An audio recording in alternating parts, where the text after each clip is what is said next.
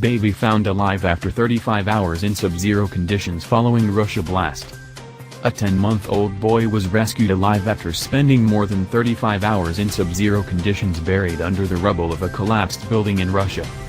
Emergency crews temporarily suspended their search for survivors Tuesday amid fears that remnants of the 10-story apartment block were too unstable following the deadly New Year's Eve gas explosion.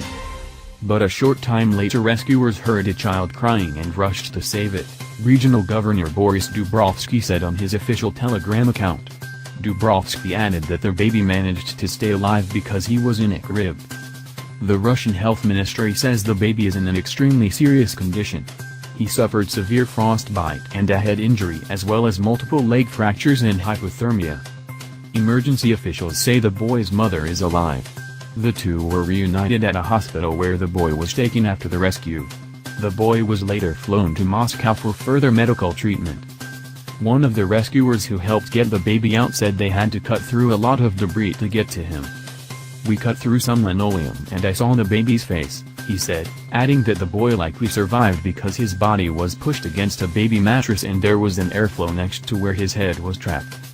Overnight, powerful heaters were deployed to warm the rubble as rescuers raced against time to find dozens of people who remained missing after the explosion in the city of Magnitogorsk. 9 people have been confirmed dead, but authorities said 32 people were still not accounted for. Most of the building's inhabitants were sleeping at the time of Monday's blast. Earlier, officials acknowledged that the hopes of finding survivors were dwindling as temperatures dropped to -11 degrees overnight. The chances are reducing with time, Health Minister Veronika Skvortsova said when pressed by reporters on the likelihood of finding survivors. But incredible stories do happen. Russian President Vladimir Putin flew into Magnitogorsk on Monday, visiting the scene and a hospital where injured residents were taken. Putin spoke with a 13-year-old boy who sustained head injuries and frostbite after spending an hour under the rubble before being rescued. Another survivor, Yulia Gavrilova, recalled the harrowing moments of the collapse. "We were sleeping and I woke up feeling I was falling down," she said. "I first thought I was dreaming it.